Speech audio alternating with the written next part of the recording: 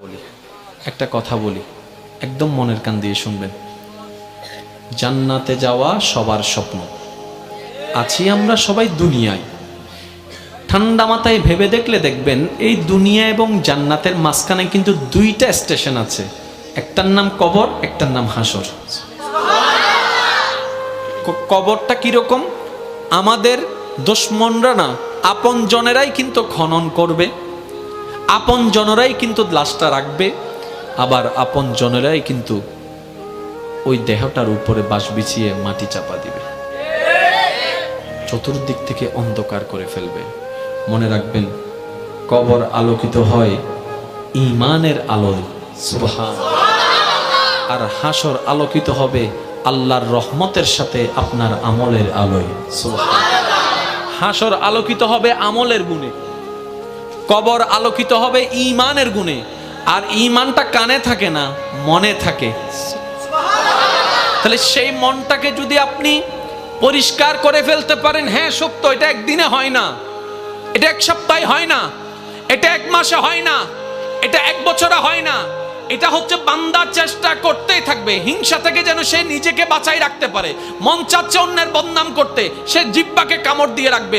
দুনিয়া উল্টায় যাক, আমি বদনাম করব না, আমি বদনাম করব না, আমি বদনাম করব না। মন বলছে তাকে মেরে ফাটাই ফেল রাগের কারণে। আপনি বলবেন দুনিয়া উল্টায় যাক, আমি তার গায়ে হাত তুলব না, আমি মাফ করে দিলাম, আমি মাফ করে দিলাম। কেউ একজন এসে বলল অমুক তোর নামে বদনাম করছে, যা যা বিশ্রী কথা বলছে, আপনি মুস্কি হেসে কথাটাকে রিসিভ করে বলবেন আলহামদুলিল্লাহ, আমি তাকে মাফ করে দিয়েছি। এভাবে যখন বান্দা চেষ্টা করতেই আছে, শয়তান আপনাকে হয়তো অন্তর ঘরে, না হয় বন্ধু বান্ধব দিয়ে কিছু কথা আপনাকে কানের মধ্যে পিন দিবে। যেমন কিছু কেউ আপনাকে এসে বলবে যে তুই কি ঠান্ডা হয়ে গেলি, তুই কি হার মেনে গেলি, তুই কি পরাজিত হয়ে গেলি, তুই মারতে পারিস মারস না কেন, তুই বলতে পারিস বলস না কেন, তুই বাধা দিতে পারিস দেশ না কেন। আপনি বলবেন দুনিয়াকে খুশি করার আমার দরকার নাই, আমার রবকে খুশি করার দরকার। সুবহানাল্লাহ। মনে রাখবেন ভাইয়ের একটা কথা, সব কিছুর মূলে রব। আপনি ডাইনে থাকেন, বামে থাকেন, সামনে থাকেন, পিছনে থাকেন, এভরিথিং, সব কিছুর মূলে গিয়ে রব। যেমন আসেন, কষ্ট নিবেন না আমার কথায়।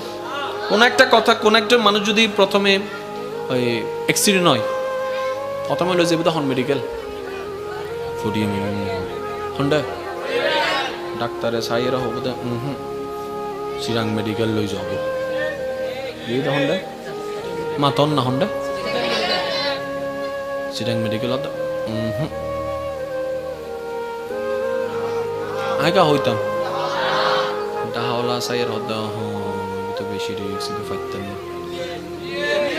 জোর হ না, ইয়া বারেন না জাগা স জান না, বারেন না ইন্ডিয়া হদ্দা ফাইতেন না।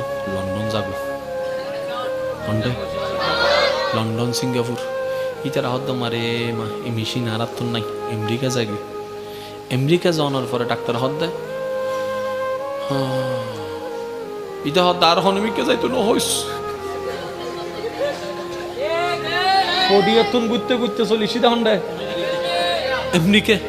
আমেরিকা হদ্দা আই আর হন্ডা হইম। ইতারা তো সিনিয়র হাসে ফাটাইতে ফাটাইতে আর হাসে ফাটাই আ হন্ডা ফাটাই আর তুম সিনিয়র মেশিন তান্ডা হনমিককে জোরহনা সিনিয়র মেশিন তার তো হনমিককে। এবার আমেরিকা ডাক্তার হতে আল্লাহ লাগর আল্লাহ লাগর আল্লাহ লাগর আল্লাহ লাগর শেষ ফল দিয়ে এর কি হস আল্লাহ লাগর আল্লাহ লাগর আল্লাহরে ডাক আল্লাহরে ডাক আল্লাহরে ডাক। ইটা হদ্দে মাইলে ফিরে ইয়ান যদি এন্ডা হতে কি ইউটিউবে ইয়া শেষ পর্যন্ত হার হাসে নাম বুঝে দে জোর হ না হার হাসে আরো জোরে হার হাসে আল্লাহ হদ্দে এত বাদে না ডাক হদ্দে ঠেকাত করি ইয়াকার নাম লর তো জিয়েন ঠেকাত ফরি লম পরে ইয়ান আল্লাহ পছন্দ ন করে।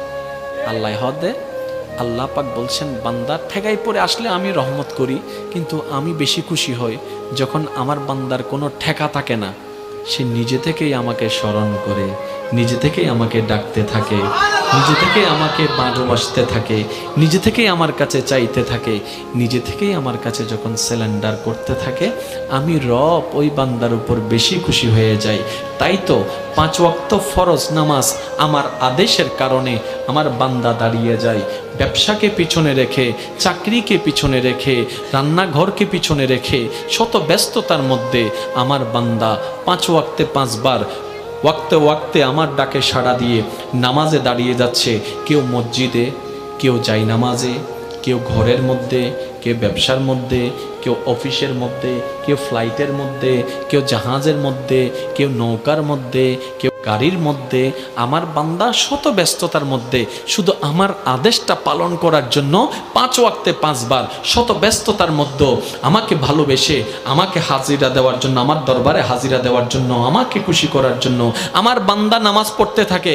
কিন্তু এর ভিতরেও যদি কোনো বান্দা রাতের ঘুমটা হারাম করে, যাই নামাজটা বিছিয়ে চুপি চুপি সবাই ঘুম তাহাজ্জুদের জন্য দাঁড়িয়ে যায়, আমি রব তখন আরো বেশি খুশি হয়ে যাচ্ছে। কেন?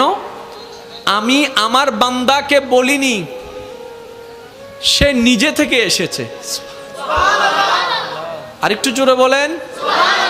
আমি আমার বান্দাকে বলেছি, বান্দা ঘুমাও। বান্দা দাঁড়াই গেল জামাতে নামাজে, বান্দা দাঁড়াই গেল যাই নামাজে। এবার ফেরেশতা জিজ্ঞেস করে, মাওলা সে তো ঘুমাই না, দাঁড়িয়ে আছে। বান্দা বলে যে আল্লাহ তোমারে চাই, তোমার রহমত চাই। রব বলে যে এই জিনিসটাই তো আমার ভালো লাগে, যেটা নিজে থেকে বান্দা আমার জন্য করে। সুবহানাল্লাহ। একটু দেখেন, এখানে কঠিন কিছুই নাই। মনে রাখবেন ভাইয়েরা, সব কিছুর মূল্য হচ্ছে কে? তো যেখানে মূলটা আপনার আল্লাহ, আগে থেকে ওটা ওনাকে ধরে বসে থাকেন না। ওয়াতাসিমু বিহাবলিল্লাহ। সুবহানাল্লাহ। তাহলে কিন্তু আর এত দিক বেদিক ডাইন বাম করার কোনো সুযোগ দরকারই নাই।